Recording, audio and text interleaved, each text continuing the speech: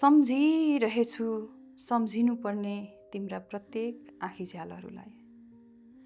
कहीँबाट पनि तिमी उस्तै देखिँदैनौ, जसरी देखिन्छ आकाश एउटै आँखीझ्यालबाट पनि बेग्ला बेग्लै।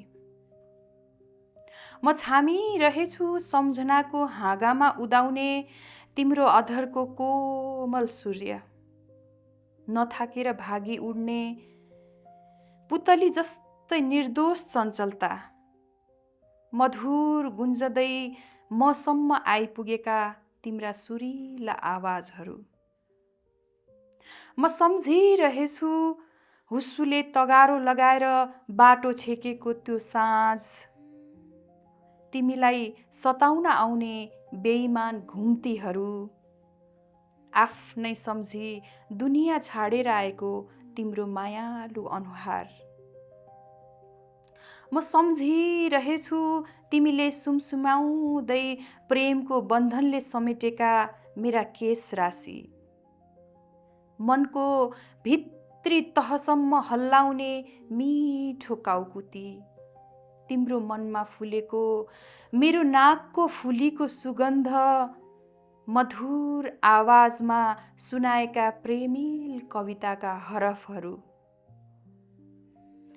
थकित थकित जस्तो, गन्तव्य बिर्से जस्तो, सल्लेरीको चेपमा अल्मलिएको कुहिरो जस्तो, समयलाई रोकेर बाँचेका विप्लव क्षणहरू, मौनताको भित्तामा चुपचाप गफिएका धर्साहरू, लप्सीको बुढो रुखमुनि तन्नेरी कवितामा मिठो अमिलो साटफेर गरेपछि तिम्रो छातीको सिरानीमा सुस्ताएर आफैलाई बिर्से जस्तो, बिर्सन्छु कि भनेर सम्झिराखेको कुनै कहानी जस्तो, तिम्रो केसमा अल्झिरहने सम्झनाको छाया जस्तो।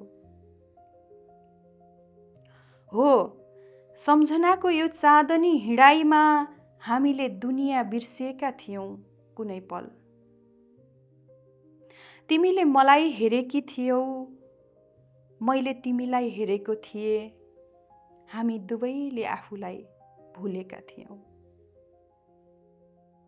यसरी मेरो मरुभूमि दर्पणमा म कतै सिन्चिएको थिइनँ। अचानक तिमी हुरी जसरी आयौ, भाँच्यौ, बढार्यौ, लछार्यौ र मनभरि सन्नाटा छाडेर गयौ।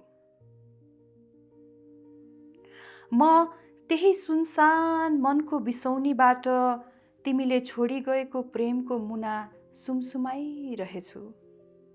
म तिमीलाई अविरल सम्झिरहेछु।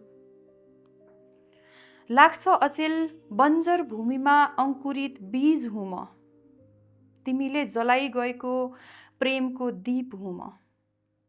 भन यस्तो बेला तिमीलाई म कसरी सम्झुँ? भन यस्तो बेला तिमीलाई म कसरी सम्झुँ?